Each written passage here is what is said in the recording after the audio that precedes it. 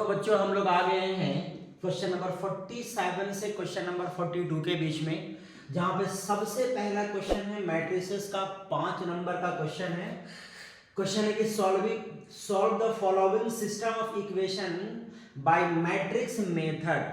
Matrix method से इस question में एक्स वाई जेड की वैल्यू निकालना है। स्टार्ट हम लोग यहां से करेंगे, है ना। देखेंगे this system of linear equation can be written as, इस सिस्टम ऑफ लीनियर इक्वेशन को हम लोग ऐसे लिख सकते हैं, ध्यान से देखना। कैन बी रिटेन एज, सबसे पहले हम लोग यहां पे कर देंगे स्क्वायर मैट्रिक्स, और इस स्क्वायर मैट्रिक्स का एलिमेंट ले लेंगे 5, 3 और 1। स्क्वायर मैट्रिक्स का एलिमेंट आएगा एक्स वाई जेड का कोफिशिएंट। सेकेंड रो में कर लेंगे 2, 1 और यहाँ पे करेंगे 3। थर्ड रो में करेंगे 1, 2 और साथ में यहाँ पे कर लेंगे 4। और इस मैट्रिक्स को मल्टीप्लाई कर देंगे कॉलम मैट्रिक्स से, और इस कॉलम मैट्रिक्स का एलिमेंट हम लोग लेंगे हमेशा एक्स वाई जेड, और इसको हम लोग इक्वेट भी कर देंगे कॉलम मैट्रिक्स से, और इसका एलिमेंट लेंगे 16, 19 और 25। सिंपल एकदम। फिर इसके बाद इस मैट्रिक्स को ए कहेंगे, इसको कैपिटल एक्स कहेंगे, इसको कैपिटल बी कहेंगे। एकदम आसान है, कहेंगे let matrix A equal to, यहाँ पे करेंगे मैट्रिसेस ऑफ एलिमेंट 5, 3, 1, 2, 1, 3 और यहाँ पे आ जाएगा 1, 2 सीधे यहाँ पे 4। इसको हम लोग क्या देंगे कैपिटल मैट्रिक्स एक्स, इसमें इसका वैल्यू हो जाएगा एक्स वाई जेड, और एक मैट्रिक्स हम लोग लेंगे कैपिटल बी, और ये मैट्रिक्स हो जाएगा 16, 19 और 25। सिंपल एकदम। तो ये 3 तरह का हम लोग का मैट्रिक्स हो जाएगा। अब ये मैट्रिक्स की वैल्यू सबसे पहले हम लोग यहाँ पे रखेंगे इस इक्वेशन में। तो इस इक्वेशन में रखेंगे तो ये वाला होगा मैट्रिक्स ए, ये वाला होगा मैट्रिक्स एक्स, और ये हो जाएगा मैट्रिक्स बी। हम लोग यहाँ स्क्वायर मैट्रिक्स को ए कहेंगे, कॉलम मैट्रिक्स को बी रख देंगे, एंड राइट हैंड साइड वाले मैट्रिक्स को हम लोग कह देंगे बी। सिंपल है। और यहां से अगर हम लोग एक्स की वैल्यू निकालेंगे ना, तो ये जब इधर जाएगा तो ये बनेगा ए इनवर्स, साथ में यहाँ पे बनेगा बी। आसान क्वेश्चन है एकदम, ऐसे ही करना है। और इसको हम लोग कहेंगे इक्वेशन नंबर 1, है ना। इसके बाद अलग से ए इनवर्स की वैल्यू अलग से निकाल कर यहाँ पे रखेंगे और सिंपलीफाई करेंगे, तब एक्स वाई जेड का वैल्यू इजीली हम लोगों को मिल जाएगा, है ना। चलो अब यहाँ से सबसे पहले ए हम लोग लिख लेते हैं। तो हमारे पास ए मैट्रिक्स है जिसका एलिमेंट दिया हुआ है, ए मैट्रिक्स का एलिमेंट 5, 3, 1 है, 5, 3, 1। सेकेंड रो का एलिमेंट दिया हुआ है 2, 1, 3, तो हम लोग यहाँ पे कर देंगे 2, 1, 3।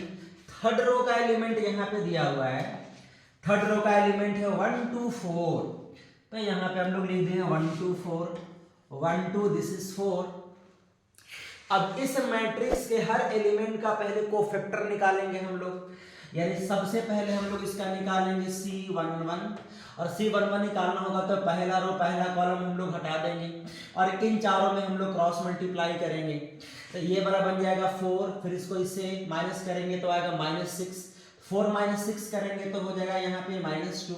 फिर निकालेंगे C12 निकालने के लिए पहला रो और दूसरा कॉलम को कैंसिल करेंगे, फिर इन चारों एलिमेंट में क्रॉस मल्टीप्लाई करेंगे, और साइन भी चेंज करेंगे इसका। हम लोग इसको इससे मल्टीप्लाई करेंगे तो आएगा 8, इसको इससे मल्टीप्लाई करेंगे तो आएगा 3, तो 8 - 3 करेंगे तो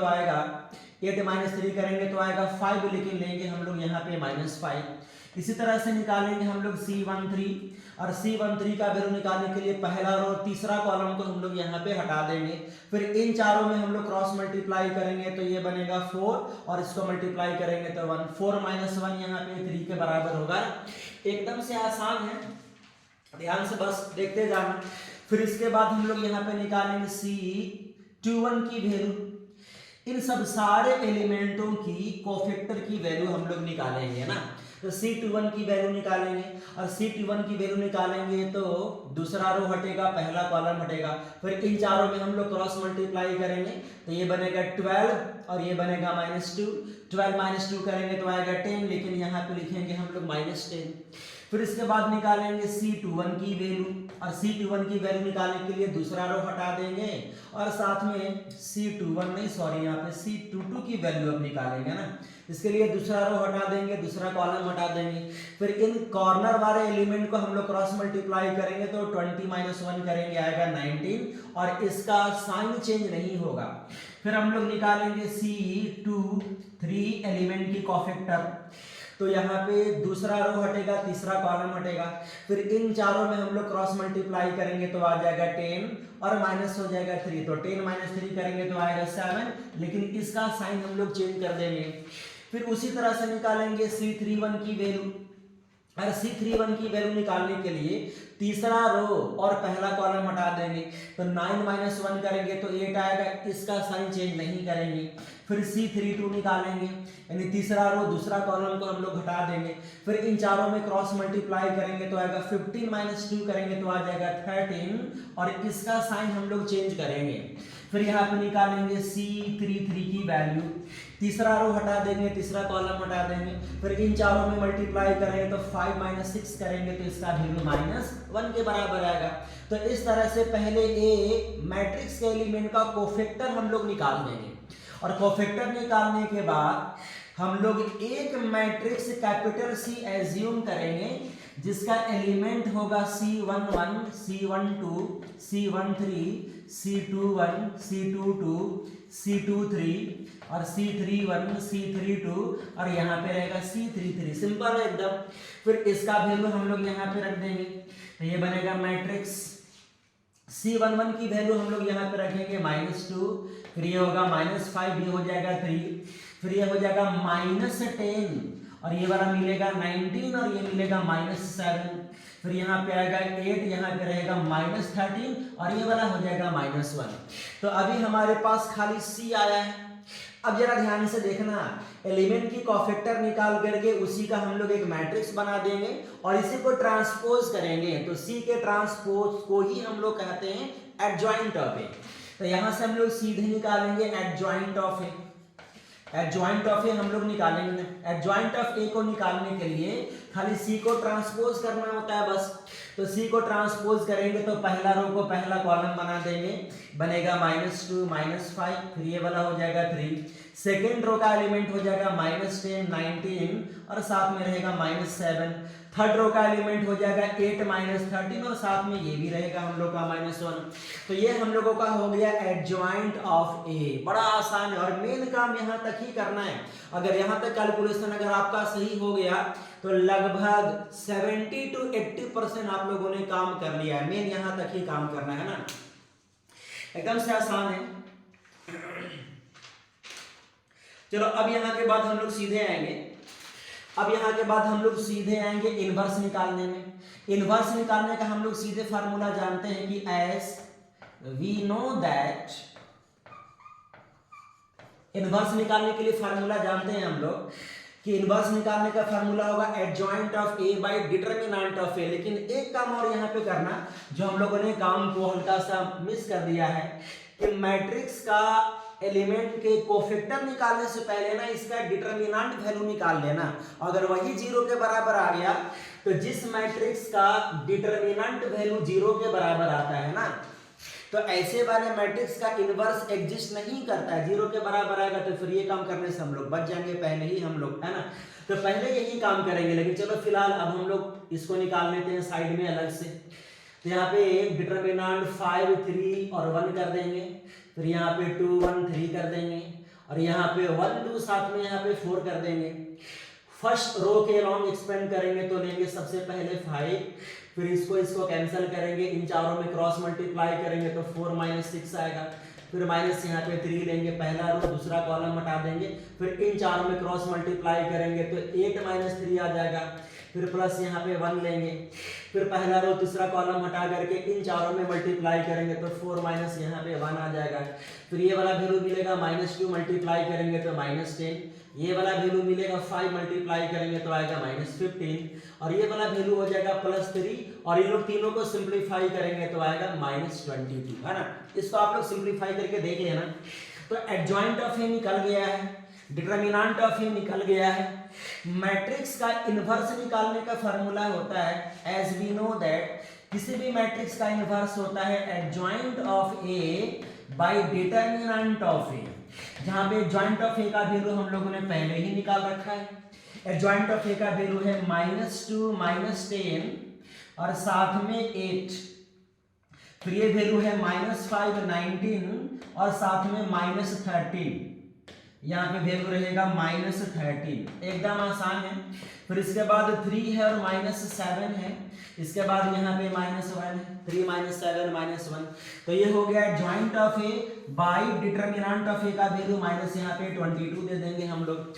तो किसी भी मैट्रिक्स का इनवर्स निकालने का यही प्रोसेस होगा, इसका वैल्यू इसी के बराबर आएगा, है ना। तो इनवर्स ऑफ ए निकल गया। अब इसी इनवर्स की वैल्यू को उठा करके हम लोग इक्वेशन नंबर 1 में रखेंगे, x की भी वैल्यू रखेंगे, b की भी वैल्यू रखेंगे और सिंपलीफाई करके यहां से ही हम लोग x y z की वैल्यू आराम से निकाल लेंगे, है ना। अब जरा ध्यान से यहाँ पे देखना। अब हम लोग यहाँ पे कहेंगे नाउ इक्वेशन लिखेंगे, हमारे पास था matrix x is equal to a inverse और यहाँ पे b था, जहां पे मैट्रिक्स x की वैल्यू हम लोग यहाँ पे रखेंगे x y z और a इनवर्स की वैल्यू हम लोग रखेंगे चाहे -22 से डिवाइड करो या -1/22 से मल्टीप्लाई करो, एक ही बात होता है। फिर यहाँ पे देंगे मैट्रिक्स जिसका एलिमेंट रहेगा -2 और ये रहेगा -10 और ये रहेगा 8, नीचे रहेगा -5 19 और ये रहेगा -13, फिर ये रहेगा 3 -7 साथ में -1। इसको मल्टीप्लाई करेंगे मैट्रिक्स बी से और मैट्रिक्स बी का एलिमेंट है, मैट्रिक्स बी का देखो एलिमेंट हम लोग का इधर है, मैट्रिक्स बी का एलिमेंट है 16 19 और 25। तो मैट्रिक्स बी का एलिमेंट यहाँ पे हम लोग दे देंगे 16 19 और 25, 16 19 साथ में यहाँ पे 25 हो जाएगा। अब इन सबको हम लोग मल्टीप्लाई करेंगे तो ये रहेगा -1/22। फिर अगर पहला रो को पहला कॉलम से मल्टीप्लाई करेंगे तो -32, इसको इससे मल्टीप्लाई करेंगे तो -190 हो जाएगा, इसको इससे मल्टीप्लाई करेंगे तो ये वाला बनेगा 200, सिंपल एकदम। फिर अगर इसको हम लोग इससे मल्टीप्लाई करेंगे तो ये बनेगा -80 और अगर 19 को 90 से मल्टीप्लाई करेंगे तो ये बनेगा +361, सिंपल है ना। फिर इसको -13 को +25 से मल्टीप्लाई करेंगे तो इसका सीधे वैल्यू हम लोगों को निकल करके आ जाएगा, मल्टीप्लाई करेंगे तो -325 आ जाएगा, तो इसका वैल्यू हो जाएगा -325, सिंपल है। फिर अगर इसको इससे मल्टीप्लाई करेंगे तो आ जाएगा यहाँ पे 48, सिंपल। फिर इसको इससे मल्टीप्लाई करेंगे, 19 को -7 से मल्टीप्लाई करेंगे तो इसका वैल्यू आएगा -133। फिर इसके बाद इसको इससे मल्टीप्लाई करेंगे तो -25 होगा, सिंपल यही होगा। अब इन सब को हम लोगों को बस खाली सिंपलीफाई करना है। देखो यहाँ पे बाहर -1/22 तो बाहर है ही है, फिर यहाँ पे डिटरमिनेंट, इन सब तीनों को अगर ऐड करेंगे ना तो इसका वैल्यू मिलेगा ओनली -22 और इन सब तीनों को ऐड करेंगे तो इसका वैल्यू मिलेगा -44, है ना। और इन सब तीनों वैल्यू को ऐड करेंगे ना या फिर माइनस करेंगे, जो भी साइन होगा तो इसका वैल्यू मिलेगा -110, सिंपल एकदम। इसको ऐड करके सब्ट्रैक्ट करके जो भी यहाँ पे होगा साइन उसी के साथ प्रॉपर काम करके देख लेना, इसी के बराबर आ जाएगा। तो 1 यहाँ पे 22 है। अच्छा एक काम और यहाँ पे करना होगा साथ में, अब 1/22 से मल्टीप्लाई भी करना होगा। तो 1/22 से हम लोग यहाँ पे जैसे ही मल्टीप्लाई करेंगे इसके साथ तो 1 आएगा, इसको इसके साथ मल्टीप्लाई करेंगे तो 2 आएगा, इसको इसके साथ मल्टीप्लाई करेंगे तो 5 आएगा। एंड लेफ्ट हैंड साइड का मैट्रिक्स है column matrix element x y z। अब जरा ध्यान से यहाँ पे देखना, कि जब दो मैट्रिक्स आपस में सेम होते हैं, एक सेंटेंस यहाँ पे लिखना भूलना मत आप लोग, from equality of to matrices, इस प्रॉपर्टी के हिसाब से जब दो मैट्रिक्स आपस में सेम होते हैं ना, तो एलिमेंट भी, कॉरस्पॉन्डिंग एलिमेंट भी आपस में सेम होते हैं, यानी कि x 1 के बराबर होगा, y का वैल्यू 2 के बराबर होगा और z का वैल्यू 5 के बराबर होगा। तो मैट्रिक्स मेथड से x y z की वैल्यू निकालना होगा ना, तो प्रॉपर तरीका हम लोगों का यही होगा। तो ये था हम लोग का क्वेश्चन नंबर 46, है ना। चलो अब सीधे हम लोग आएंगे क्वेश्चन नंबर 47 में। क्वेश्चन नंबर 47 है कि the maximum and minimum value of this on the interval this, इस इंटरवल में इस फंक्शन का मैक्सिमम वैल्यू निकालना है। और ये भी देखो कितना आसान क्वेश्चन है। सबसे पहले हम लोग मान लेंगे y, let y equal to कहेंगे 3x to the power 4 minus 8x cube plus 12x square minus 48x plus यहाँ पे कर देंगे 25। किसी भी फंक्शन का मैक्सिमम और मिनिमम वैल्यू निकालने के लिए सबसे पहले हम लोग इसको डिफरेंशिएट करेंगे। सेंटेंस यहाँ पे लिख करके ही काम करेंगे। Differentiating with respect to x, y का डिफरेंशिएशन हो जाएगा dy बाई dx, इसका डिफरेंशिएशन करेंगे तो आएगा 12x क्यूब, इसका डिफरेंशिएशन करेंगे तो आएगा माइनस 24x स्क्वायर, इसका डिफरेंशिएशन करेंगे तो ये भी बनेगा प्लस 24x और माइनस ये वाला हो जाएगा 48। सिंपल है। फिर इसके बाद सारे टर्म से हम लोग कम से कम 12 तो कॉमन ले ही सकते हैं हम लोग। ये वाला हो जाएगा x क्यूब माइनस हो जाएगा 2x स्क्वायर प्लस हो जाएगा 2x और माइनस में यहाँ पे 4 बचेगा। फिर एक काम साथ में यहाँ पे और करेंगे, इन लोग दोनों टर्म से पहले x स्क्वायर कॉमन लेंगे तो x माइनस 2 होगा। इन लोग दोनों से अगर x कॉमन लेंगे तो यहाँ भी x माइनस 2 हो जाएगा, है कि नहीं। फिर इन लोग दोनों से अगेन हम लोग कॉमन ले लेंगे x माइनस 2, तो एक फैक्टर बचेगा इधर x स्क्वायर प्लस, और ये का मैंने यहाँ पे गलत किया है, कॉमन यहाँ पे x नहीं, कॉमन यहाँ पे 2 लेंगे तो यहाँ पे 2 हो जाएगा, बाहर यहाँ पे 12 से मल्टीप्लाइड होगा, है ना। तो ये हो गया डेरिवेटिव। लेकिन डेरिवेटिव के बाद मैक्सिमा मिनिमा की थ्योरी याद करो। फिर हम लोग यहाँ पे लिखते थे for maxima and minima, for maxima and minima. इसके लिए हम लोग फंक्शन के डेरिवेटिव को सबसे पहले 0 से इक्वेट करते थे और डेरिवेटिव का वैल्यू हम लोगों ने उधर निकाल लिया है। डेरिवेटिव का वैल्यू है 12 इंटू एक्स माइनस 2 और इंटू एक्स स्क्वायर प्लस 2 है, इसका वैल्यू 0 के बराबर होगा। लेकिन एक्स स्क्वायर प्लस 2 का वैल्यू तो हमेशा 2 से बड़ा होगा। एक्स स्क्वायर पॉजिटिव नंबर है, 2 भी पॉजिटिव नंबर है, दोनों को ऐड करेंगे तो डेफिनेटली 2 से बड़ा होगा, तो इसका वैल्यू 0 नहीं होगा। 12 तो कभी भी 0 होता ही नहीं, ये तो 12 है, तो ये 0 नहीं है, ये भी 0 नहीं है, तो ये वाला 0 होगा तब ना वैल्यू 0 के बराबर आएगा। तो डेरिवेटिव का वैल्यू 0 के बराबर आने के लिए x माइनस 2 का वैल्यू 0 के बराबर आना चाहिए, यानी कि x का वैल्यू 2 के बराबर आना चाहिए। अब ये वाला x का वैल्यू 2 पे, इंटरवल वाले क्वेश्चन में यही बात आप लोगों को याद रखना है यहाँ पे ना, कि इंटरवल वाले क्वेश्चन में डेरिवेटिव को 0 करने वाला x की वैल्यू पे और इंटरवल के बिगिनिंग वाले नंबर पे और इंटरवल के एंडिंग वाले नंबर पे, ये सब सारे नंबर पे fx की वैल्यू निकालना है, यानी कि y की वैल्यू निकालना है। और एक बात और यहाँ पे ध्यान में रखना आप लोग कि निकाला गया x का वैल्यू इंटरवल के बीच में बिलोंग करना चाहिए। जैसे कि ये वाला 2 बिलोंग करेगा 0 से 3 के बीच में, तभी ये वाला 2 हम लोग वैलिड मानेंगे, सही मानेंगे, नहीं तो गलत मानेंगे। तो जो x का वैल्यू निकलेगा इंटरवल के अंदर इस x की वैल्यू पे और इंटरवल के बिगिनिंग वाले नंबर पे, इंटरवल के एंडिंग वाले नंबर पे fx की वैल्यू निकालेंगे यहाँ के बाद। तो अब यहाँ के बाद सीधे हम लोग निकालेंगे f, एक बार 0 की वैल्यू निकालेंगे, एक बार हम लोग f2 की वैल्यू निकालेंगे और एक बार f3 की वैल्यू निकालेंगे, है ना। इस इंटरवल में जो भी x का वैल्यू मिलेगा, डेरिवेटिव को 0 करने से पहले उस पे भी x की वैल्यू निकालेंगे और इंटरवल के बिगिनिंग और एंडिंग वाले नंबर पे भी x की वैल्यू हम लोग निकालेंगे, तब काम करेंगे हम लोग।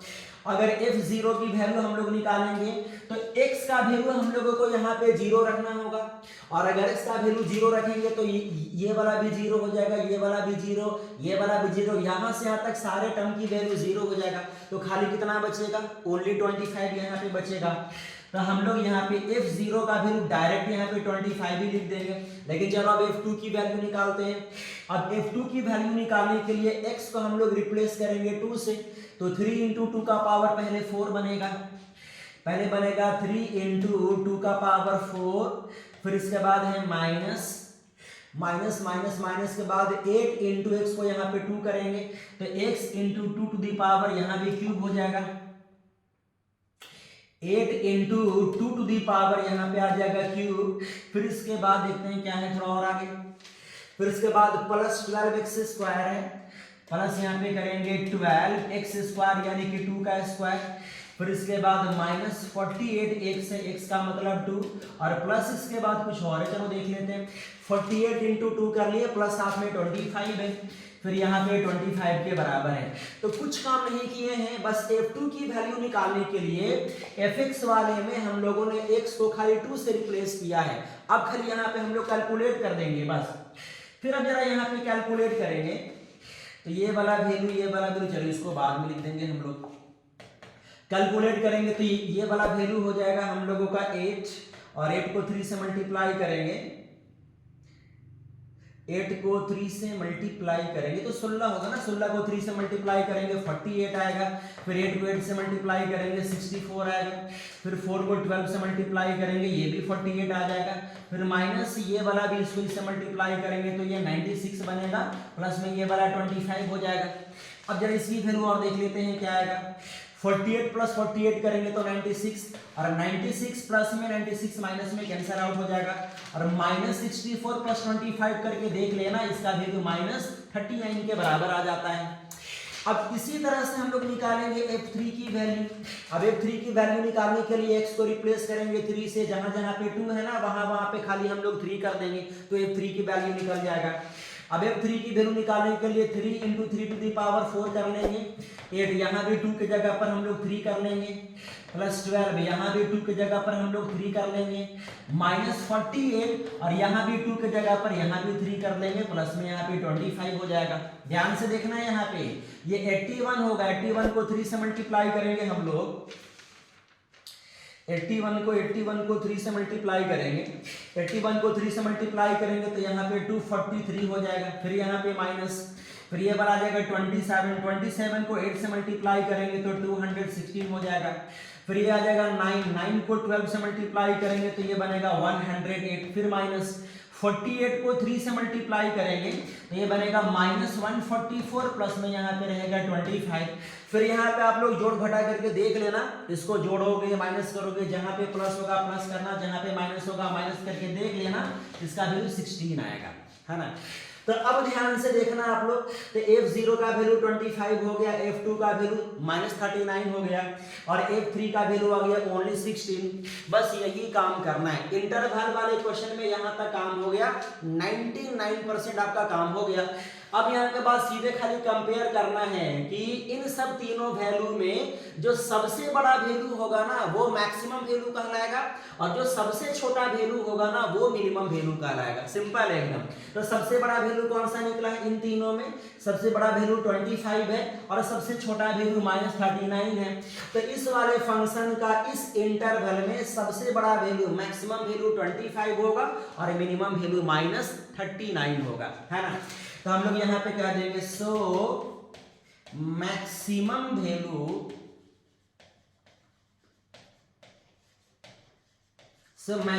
Value of y is, y का मैक्सिमम जो वैल्यू होगा ना वो आएगा 25 एंड मिनिमम वैल्यू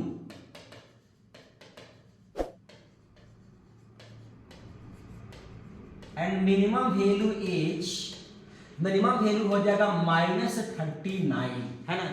तो तो ये था क्वेश्चन नंबर 47 की सॉल्यूशन। 5 नंबर की क्वेश्चन आती है और अच्छे से लिखना, और भी आप लोग इसको सजा करके लिखना। जितना ज्यादा पॉसिबल हो उतना ज्यादा सुंदर पैटर्न के साथ लिखोगे ना तो 1 नंबर भी आप लोगों का नहीं कटेगा ना। इसको ऐसे ही आप लोगों को बनाना, ऐसा ही मैक्सिमम मिनिमा का अगर ये क्वेश्चन आप लोगों से अगर ये बन जाता है, अगर ऐसा एग्जाम में क्वेश्चन आ जाएगा डिटो अगर नहीं आएगा तो भी आप लोग आराम से बना दोगे। चलो अब हम लोग यहां से बनाएंगे सीधे क्वेश्चन नंबर 48 में। क्वेश्चन नंबर 49 में 48 हम लोगों ने कर लिया, 49 अब यहां से करेंगे हम लोग। Find the shortest distance between the following pair of lines. इन दोनों लाइन का बीच का शॉर्टेस्ट डिस्टेंस हम लोग निकालेंगे, है ना। चलो देखो कैसे निकलेगा शॉर्टेस्ट डिस्टेंस। शॉर्टेस्ट डिस्टेंस निकालने के लिए सबसे पहले इसका x1 y1 z1 और x2 y2 z2 और नीचे a1 b1 c1 और a2 b2 c2 को अलग से लिख लेंगे हम लोग। x1 की वैल्यू हो जाएगा -1, साथ में y1 की वैल्यू हो जाएगा -1 और z1 का भी वैल्यू -1 ही होगा। फिर इसके बाद नीचे कर लो x2 का वैल्यू यहाँ पे देख लेना आ जाएगा 3, y2 का वैल्यू हो जाएगा 5 और z2 का वैल्यू हो जाएगा 7। ध्यान से देखना।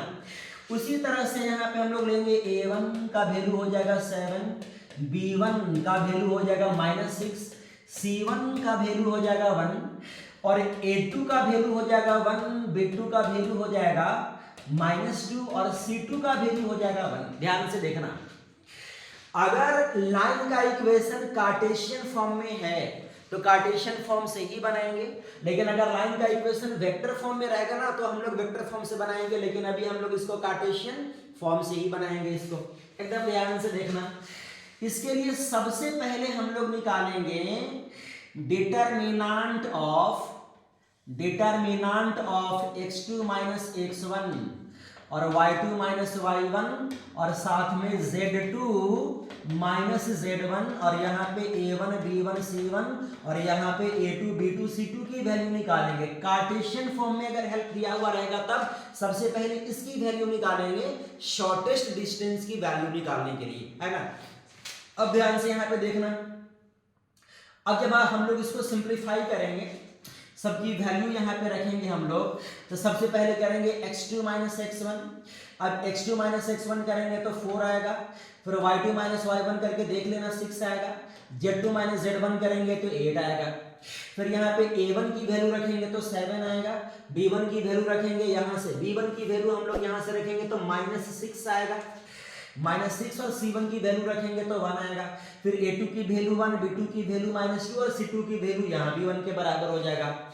इस डिटरमिनेंट को पहले हम लोग सिंप्लीफाई करेंगे, और सिंप्लीफाई करने के लिए पहले हम लोग यहाँ पे 4 लेंगे और पहला रो पहला कॉलम को हटा करके इन चारों में क्रॉस मल्टीप्लाई करेंगे तो ये बनेगा -6, फिर यहाँ पे माइनस, इसको मल्टीप्लाई करेंगे तो -2, लेकिन माइनस +2 हो जाएगा, फिर यहाँ पे देंगे -6, अगेन वही काम करेंगे, पहला रो हटा देंगे, दूसरा कॉलम हटा देंगे और इन चारों में क्रॉस मल्टीप्लाई करेंगे तो ये बनेगा 7 - 1 हो जाएगा। फिर इसके बाद देंगे हम लोग +8, फिर से अगेन वही काम करेंगे हम लोग, पहला रो हटा देंगे, तीसरा कॉलम हटा देंगे, इन चारों में हम लोग क्रॉस मल्टीप्लाई करेंगे तो ये बनेगा -14।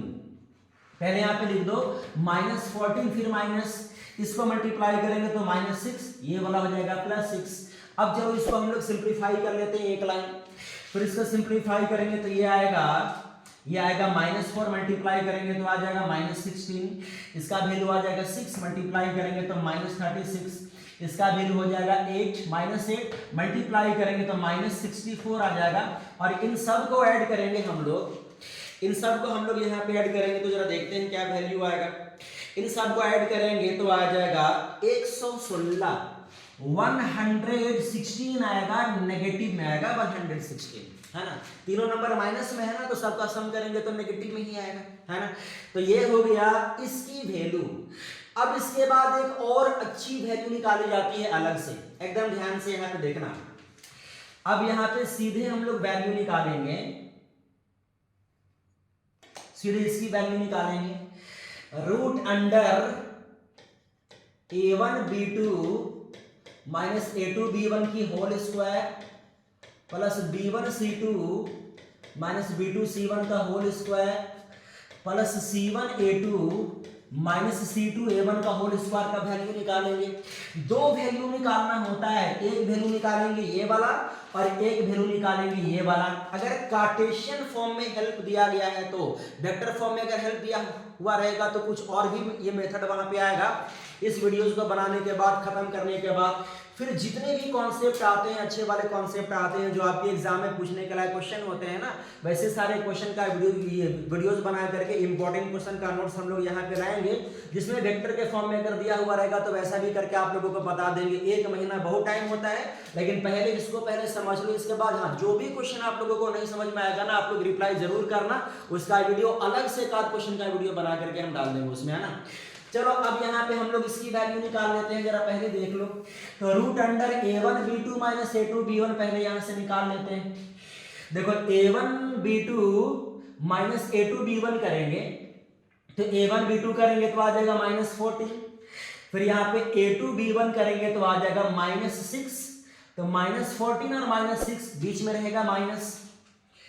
a1 b2 करेंगे तो आ जाएगा -14 और माइनस, फिर यहाँ पे हो जाएगा -6 और इसका कर देंगे हम लोग होल स्क्वायर, फिर यहाँ पे करेंगे प्लस, फिर b1c2 माइनस b2c1, चलो यहाँ भी निकाल करके देख लो। b1 और साथ में c2 करेंगे तो आएगा -6, फिर b2 और c1 करेंगे तो आ जाएगा -2, यानी कि -6 और -2 आ रहा है। हम लोग यहाँ पे करेंगे -6 और साथ में -2, ये वाला हो गया b1c2 और ये वाला हो गया b2c1 और बीच में रहेगा माइनस और इसका भी रहेगा स्क्वायर, फिर यहाँ पे देंगे प्लस, फिर c1a2 माइनस c2a1 भी करके देख लेते हैं कितना आएगा। c1a2 देखो, c1a2 करेंगे तो आएगा 1 और c2a1 करेंगे तो आएगा 7, यानी कि एक आएगा 1 और एक आएगा 7, तो हम लोग यहाँ पे कर देंगे 1 और 7 करेंगे तो आएगा 1 और साथ में 7, बीच में रहेगा माइनस, इसका हम लोग स्क्वायर लगा देंगे। अब जरा मेन ध्यान से यहाँ पे देखना क्या आएगा, तो ये माइनस माइनस प्लस, तो -14 प्लस 6 करेंगे तो आएगा -8, लेकिन -8 का स्क्वायर हो जाएगा 64, फिर यहाँ पे देखो माइनस माइनस प्लस 2 प्लस 2 और -6 करेंगे तो आएगा -4 का स्क्वायर 16 हो जाएगा, फिर ये वाला वैल्यू आएगा -6 और -6 का स्क्वायर करेंगे तो 36 आएगा और इसका वैल्यू आएगा रूट अंडर 116। तो दो मेन काम यहाँ पे करना है, एक तो आपको काम करना है कि ये वाला वैल्यू निकालना है, दूसरा मेन काम करना है कि ये वाला वैल्यू निकालना है। अब इसके बाद सीधे लिख लेना कि एज वी नो दैट, हम लोग जानते हैं कि शॉर्टेस्ट डिस्टेंस का फॉर्मूला होता है determinant of x2 minus x1 y2 minus y1 z2 minus z1 और a1 b1 c1 और यहाँ पे a2 b2 c2, जिसका डिनोमिनेटर में रहेगा root under a1 b2 minus a2 b1 का whole square plus b1 c2 minus b2 c1 का whole square plus c1 a2 minus c2 a1 का होल स्क्वायर। ये वाला फार्मूला पे रख करके हम लोग वैल्यू आराम से निकाल लेंगे।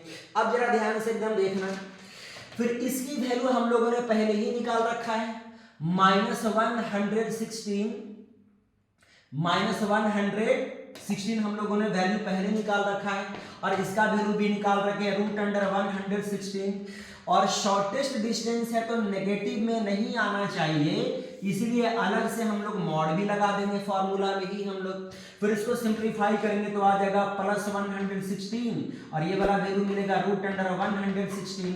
इसको सिंप्लीफाई करेंगे तो आएगा root under 116 into root under 116, नीचे हो जाएगा रूट अंडर 116 के बराबर, मल्टीप्लाई करेंगे तो यही ना आएगा। फिर एक रूट हम लोग यहाँ पे कैंसिल करेंगे तो फाइनल आंसर हो जाएगा, इसका फाइनल आंसर हो जाएगा सिंपली रूट अंडर 116, है ना। तो उन दोनों लाइनों का शॉर्टेस्ट डिस्टेंस रूट अंडर 116 के बराबर होगा। इस बात का आप लोग हमेशा ध्यान रखना बच्चों कि अगर लाइन का इक्वेशन कार्टेशियन फॉर्म में रहेगा तो कार्टेशियन के ही मेथड से बनाएंगे। लाइन का इक्वेशन अगर यहाँ पे वेक्टर फॉर्म में रहेगा ना, तब हम लोग वेक्टर फॉर्म से बनाएंगे, ज्यादा अच्छा रहेगा। बहुत सारे बच्चे यहाँ पे गलती करते हैं कि लाइन का इक्वेशन यहाँ पे कार्टेशियन फॉर्म में रहेगा, वेक्टर फॉर्म में कन्वर्ट करके बनाएंगे। तो ऐसा आप लोगों को यहाँ पे नहीं करना, हालांकि वैसा करोगे तो गलत नहीं होगा, हो सकता है कि नंबर भी आप लोगों को मिल जाए, लेकिन जैसा क्वेश्चन होगा ना वैसा आप लोगों को जवाब देना। अगर वैसा जवाब दोगे तो ज्यादा अच्छा रहेगा, है ना, ऐसे ही करना आप लोगों को। तो ये था क्वेश्चन नंबर 49। चलो अब मूव करेंगे यहाँ से सीधे हम लोग क्वेश्चन नंबर 50 में। चलो मूव करेंगे हम लोग सीधे क्वेश्चन नंबर 50, और क्वेश्चन नंबर 50 है एलपीपी का क्वेश्चन। एलपीपी में 3 सेक्शन होता है।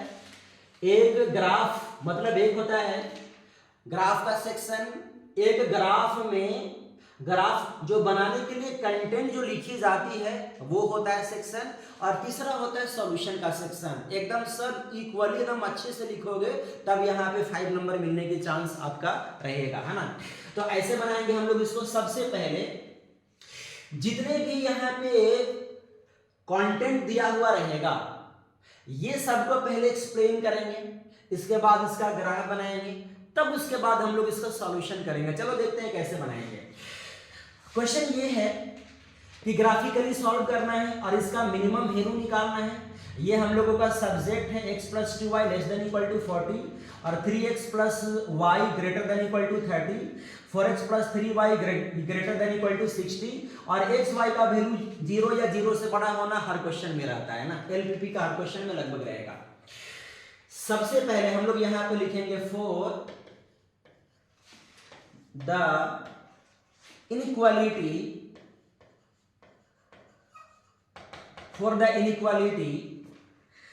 x + 2y ≤ 40 का। देखो हम लोग यहाँ पे सब नहीं लिखेंगे, मतलब कि पूरा पैटर्न हम लोग यहाँ पे फॉलो नहीं करेंगे। हाँ, लेकिन कहीं कहीं पे बीच में आप लोगों को बता देंगे, लिख लेना आप लोग। लेकिन यहाँ पे लिखेंगे उतना लिख करके हम लोग यहाँ पे काम करेंगे ना तो वीडियो फिर बहुत लंबा चौड़ा बन जाएगा, फिर बहुत ज्यादा हेक्टिक हो जाएगा, ज्यादा कैलकुलेशन यहाँ पे इरिटेटिंग हो जाएगा ना। तो हम लोग यहाँ पे ये काम नहीं करेंगे, बस हल्का फुल्का यहाँ पे आप लोगों को समझा देंगे, बता देंगे, वैसे आप लोगों को लिखना है। मेन हम लोग यहाँ पे फोकस करेंगे सॉल्यूशन पे। तो अब ध्यान देखना, इनइक्वालिटी का ग्राफ ड्रॉ करना है। पहले तीनों का तीनों इनइक्वालिटी का ग्राफ ड्रॉ करना है, और इनइक्वालिटी का ग्राफ ड्रॉ करने के लिए सबसे पहले इक्वालिटी का ग्राफ ड्रॉ किया जाता है। बल्कि यहाँ पे लिखना है to draw the graph of inequality this first of all we draw the graph of equality. Inequality का ग्राफ ड्रॉ करने से पहले किसका ग्राफ ड्रॉ करेंगे? इक्वालिटी का, यानी किसका? x + 2y = 40 का पहले ग्राफ ड्रॉ करेंगे।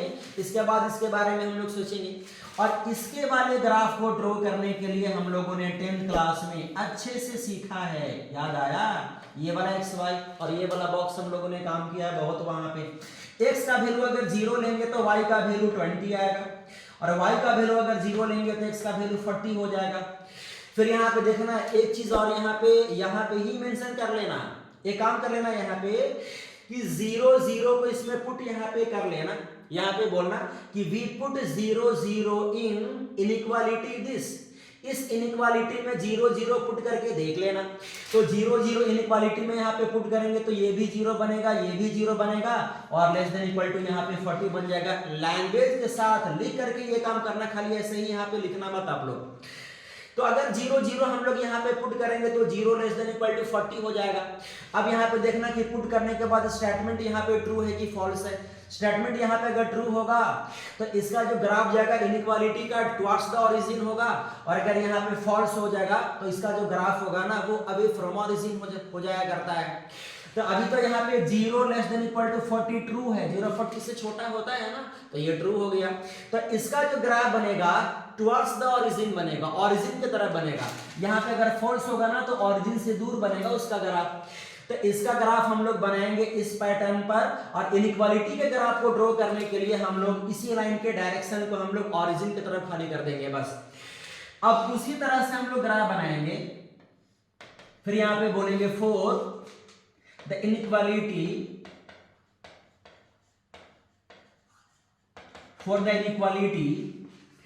अब हम लोग इनइक्वालिटी 3x + y > 30 के लिए हम लोग काम करेंगे। इसमें भी वही बात होगा। कि इनइक्वालिटी के ग्राफ ड्रॉ करने से पहले हम लोग इक्वालिटी का ग्राफ ड्रॉ कर लेंगे सेंटेंस, लेकिन ऐसे नहीं लिखना है आपको। सेंटेंस आपको लिखना है कि to draw the graph of this inequality first of all we draw the graph of this, इसका ग्राफ हम लोग ड्रॉ करेंगे तब उसमें कन्वर्जन करते हैं हम लोग। लेकिन इसके ग्राफ को ड्रॉ करने के लिए फिर से वही काम करना पड़ेगा आपको। यहाँ पे x लेंगे, यहाँ पे y लेंगे। x का वैल्यू अगर 0 करेंगे तो y का वैल्यू 30 हो जाएगा, y का वैल्यू अगर 0 करेंगे तो x का वैल्यू यहाँ पे देख लेना 10 के बराबर आ जाएगा। और अगर ओरिजिन हम लोग यहाँ पे पुट करेंगे ना तो ये वाला भी 0 और ये वाला भी 0 होगा, जो 0 ग्रेटर देन इक्वल टू 30 हो जाएगा, जो यहाँ पे स्टेटमेंट हम लोगों का फॉल्स हो जाएगा। स्टेटमेंट अगर यहाँ पे फॉल्स होगा तो जिसका ग्राफ होगा ना वो टुवर्ड्स द ओरिजिन नहीं होगा, अवे फ्रॉम ओरिजिन होगा, ओरिजिन से दूर होगा इस इनइक्वालिटी का ग्राफ। अब इसी तरह से हम लोग काम करेंगे फॉर द इनइक्वालिटी, फिर यहाँ पे करेंगे फॉर द इनइक्वालिटी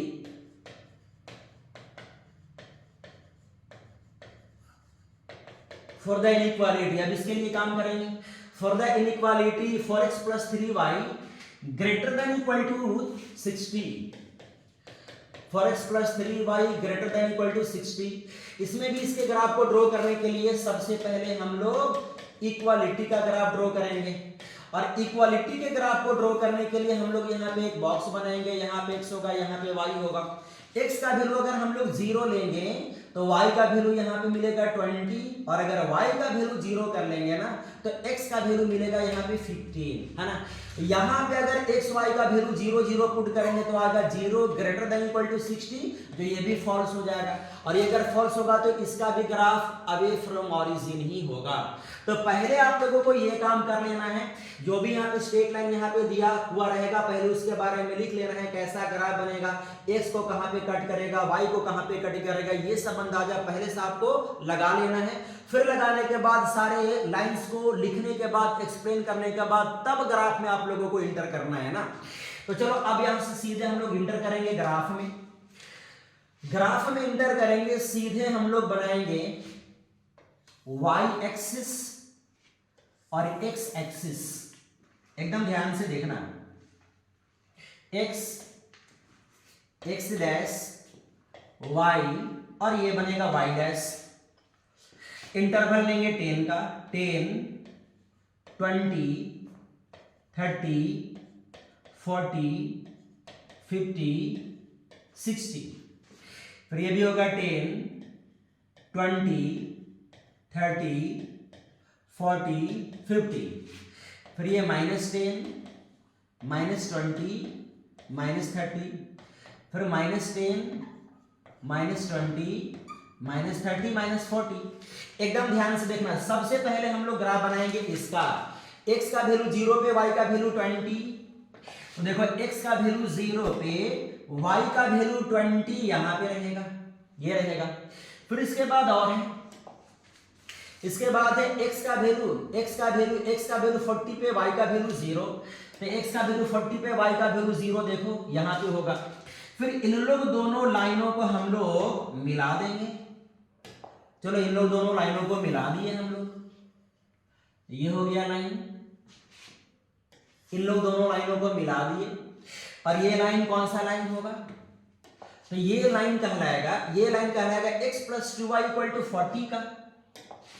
ये लाइन हो जाएगा x plus 2y equal to 40 का। ध्यान से देखना, और हम लोगों ने सीखा था पहले वाले लाइन में क्योंकि यहाँ पे देखो ओरिजिन, यहाँ पे देखो ट्रू था, ये वाला फॉल्स नहीं था, तो इसका ग्राफ हमने बोला था कि टुवर्ड्स द ओरिजिन होगा।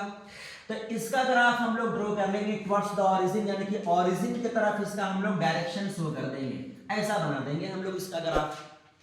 अब इसके बाद देखो सेकेंड वाला का, सेकेंड वाला में x का वैल्यू 0 पे, y का वैल्यू 30 है। तो x का वैल्यू 0 पे, y का वैल्यू 30 यहां पे कर लो। फिर y का वैल्यू 0 पे, x का वैल्यू 10 है, तो y का वैल्यू 0 पे, x का वैल्यू 10 यहां पे हो जाएगा। फिर इन लोग दोनों पॉइंटों को हम लोग मिला देंगे तो ये बनेगा स्ट्रेट लाइन, ये हो जाएगा हम लोग का स्ट्रेट लाइन।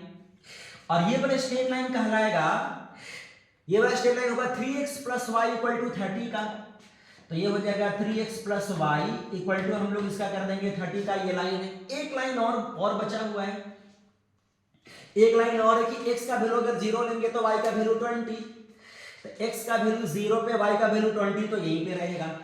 फिर x का वैल्यू 15 पे y का वैल्यू 0, तो x का वैल्यू 15, 10, 20 के बीच में होगा, y का वैल्यू यहाँ पे 0 होता है। चलो सही है। फिर अब इन लोग दोनों को मिला देंगे हम लोग, तो मिला देंगे तो ये लाइन बनेगा, इन लोग तीनों को मिला देंगे तो ये लाइन बनेगा। अब इसका जो ग्राफ होगा, ये भी यहाँ पे फॉल्स था, तो ये वाला अवे फ्रॉम ऑरिजिन था, तो इसका ग्राफ हो जाएगा ऑरिजिन से दूर यानी कि उधर, और उसका वाला भी ग्राफ ऐसा ही था, ये वाला भी ग्राफ ऐसा ही था, ये वाला भी ऑरिजिन से दूर ही था, सेकेंड वाला भी ग्राफ, तो इसको भी हम लोग कर देंगे इधर, है ना। फिर इसके बाद बोला गया है कि x का वैल्यू 0 से बड़ा y एक्सिस के इधर होता है, तो ये हो गया x का वैल्यू 0 से बड़ा का ग्राफ, और y का वैल्यू 0 से बड़ा x एक्सिस के ऊपर होता है, नीचे नहीं होता है। अब इन सारे डायरेक्शन को मिलाते हुए ध्यान से देखो कि शेडेड रीजन कौन सा होगा, कॉमन एरिया कौन सा होगा। इन सारे एरियाज को मिलाते हुए कॉमन एरिया ये बनेगा, ध्यान से देखना, इन सबको मिलाते हुए कॉमन एरिया हम लोगों का ये वाला बनेगा,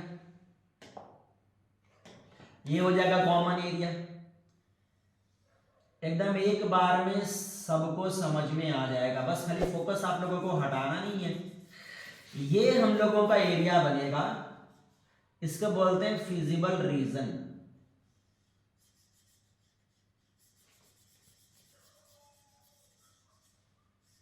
ये एरिया बनेगा,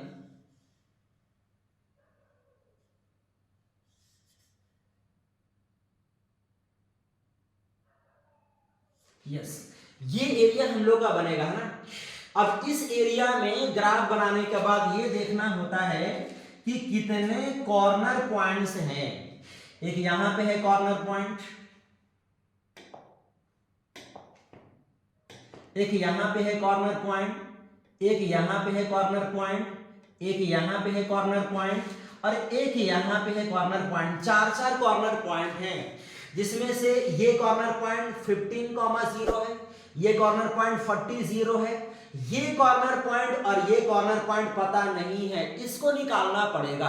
ध्यान से देखना, अब इस कॉर्नर पॉइंट को निकालने के लिए इन लोग दोनों लाइनों को साइमल्टेनियसली सॉल्व करना पड़ेगा। जो कि ये वाला लाइन है 3x प्लस वाई, एक लाइन है 3x plus y equal to दिया गया है 30, ये एक लाइन है, या हम लोग इसका इक्वेशन नीचे ही सॉल्व कर लेते हैं। एकदम ध्यान से अब देखना, ये लाइन है हमारे पास, एक लाइन है हमारे पास 3x plus y equal to 30, एक ये लाइन हो गया, और इस पॉइंट को निकालने के लिए एक ये वाला लाइन है जिसका इक्वेशन है x plus 2y equal to दिया गया है 40। इन लोग दोनों को सॉल्व कर लेते हैं। सॉल्व करने के लिए सबसे पहले ऊपर हम लोग 2 से मल्टीप्लाई कर लेते हैं। ऊपर 2 से मल्टीप्लाई करेंगे तो ये बनेगा 6x, 2 से मल्टीप्लाई करेंगे तो 2y, और 2 से मल्टीप्लाई करेंगे तो बनेगा 60। नीचे कुछ भी मल्टीप्लाई हम लोग नहीं करते हैं, x plus 2y equal to यहाँ पे 40 ही रहने देते हैं। फिर इसके बाद इन दोनों को हम लोग सबसे पहले माइनस कर लेते हैं। माइनस करेंगे तो ये वाला बने, ये तो कैंसिल हो जाएगा माइनस करेंगे तो, फिर इसको माइनस करेंगे तो बनेगा 5x, और इसको माइनस करेंगे तो ये बनेगा 20। 60 माइनस 40 करेंगे तो बनेगा 20, और इसको सिंप्लीफाई करेंगे तो ये बनेगा 4, यानी कि x का वैल्यू 4 हो जाएगा। और अगर x का वैल्यू 4 हम लोग यहाँ पे पुट करेंगे तो y का वैल्यू भी निकलेगा। 4 3 जा यहाँ पे 12 हो जाएगा, प्लस y इक्वल टू यहाँ पे 30 हो जाएगा।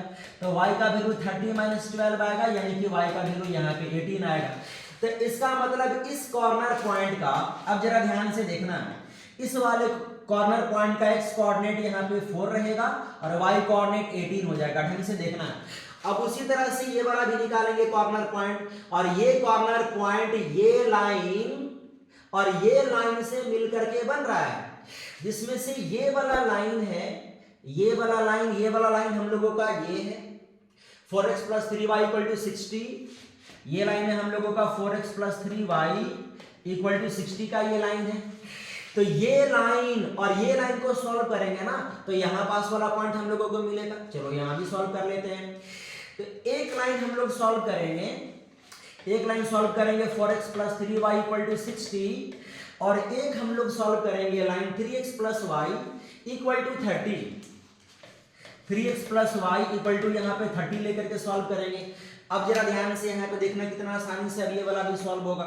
अब इसको सॉल्व करने के लिए सबसे पहले नीचे हम लोग 3 से मल्टीप्लाई कर लेते हैं, ऊपर वाला को कुछ नहीं करते हैं। 4x plus 3y equal to ऊपर 60 ही छोड़ देते हैं, नीचे में हम लोग 3 से मल्टीप्लाई कर लेते हैं, तो ये बनेगा 9x।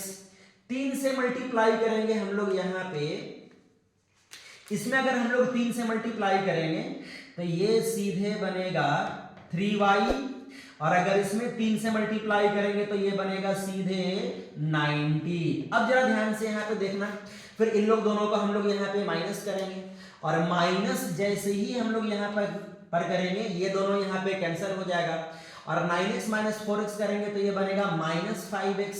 फिर अगर इन लोग दोनों को माइनस करेंगे तो माइनस 90 प्लस 60 करेंगे हम लोग, माइनस 90 प्लस 60 करेंगे तो ये बनेगा माइनस 30।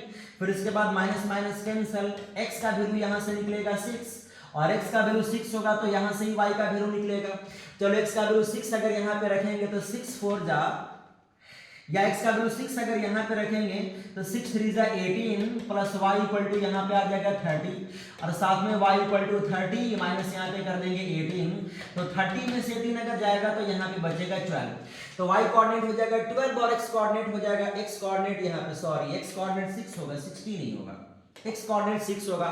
तो इसका मतलब ये वाला कॉर्नर पॉइंट का x कोऑर्डिनेट हम लोग लेंगे 6 और y कोऑर्डिनेट लेंगे 12। x कोऑर्डिनेट यहाँ पास का होगा 6 और y कोऑर्डिनेट यहाँ पास का 12 आएगा। तो ये काम करना ही होगा।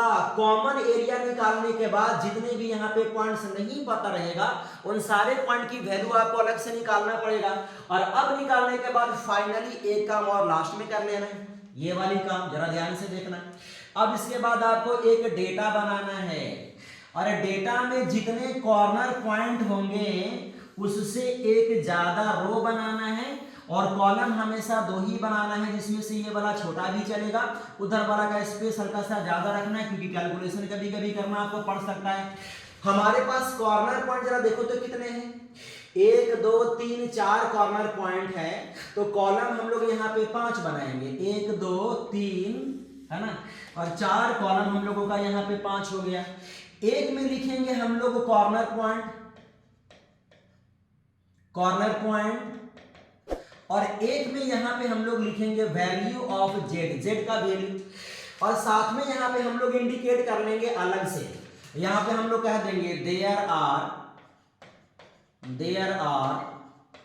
4 कॉर्नर पॉइंट्स, 4 कॉर्नर पॉइंट्स हमारे पास हैं। एक कॉर्नर पॉइंट्स को हम लोग कह देते हैं ए, सबका नेमिंग भी हम लोग यहाँ पे कर देते हैं। चलो एक को हम लोग यहाँ पे ए कह देते हैं, एक को यहाँ पे कह देते हैं बी, इसको कह देते हैं सी, और इसको हम लोग यहाँ पे कह देते हैं डी। तो कॉर्नर पॉइंट ए 6 12 है, कॉर्नर पॉइंट ए हम लोगों के पास 6 12 है।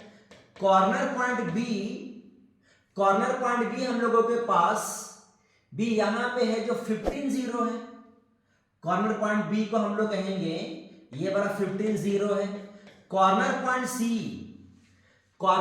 सी की वैल्यू दिया हुआ है 40 0, यहां पे कर देंगे 40 और 0, और कॉर्नर पॉइंट डी की वैल्यू दिया हुआ है, कॉर्नर पॉइंट डी की वैल्यू हम लोगों ने निकाला 4 18, तो हम लोग यहां पे रख देंगे 4 और साथ में 18।